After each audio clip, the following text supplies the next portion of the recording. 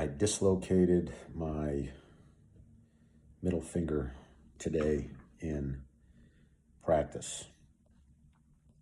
I was sparring with somebody and fell backwards, put my hand out to stop myself, and I felt something, like something was weird. I think I just instinctively knew something was off. There was no pain, just something felt weird. And I looked at my hand, and my middle finger was bending off like at a 45-degree angle at the middle knuckle joint. And that's the first time that's ever happened. And again, instinctively, not really thinking, I just reached up and put it back into place. Thankfully, it was just a dislocation, nothing worse than that. So that was interesting. I've never had that happen before. I've never, broken a bone or anything. So that's probably that's not the worst thing that's happened to me. Although when I think about it, I've had stitches. Yeah, I've had stitches and that.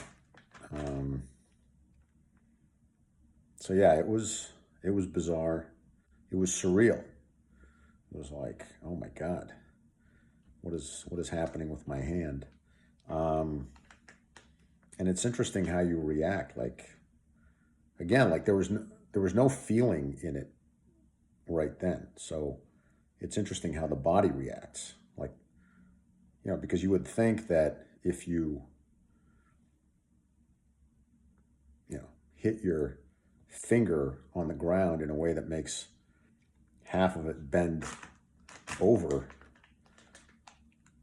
in an unnatural direction, that would hurt. But there was no feeling. So the body must just make it go numb in the moment. And then I could feel the adrenaline. It was weird. It wasn't pleasant. It wasn't terrible, but it was actually kind of unpleasant. It definitely was shocking. I could feel the shock afterwards. And again, it wasn't like the worst injury. Dislocation, it's not pleasant, but it's not terrible. But I think just the visual of seeing my hand deformed like that was weird.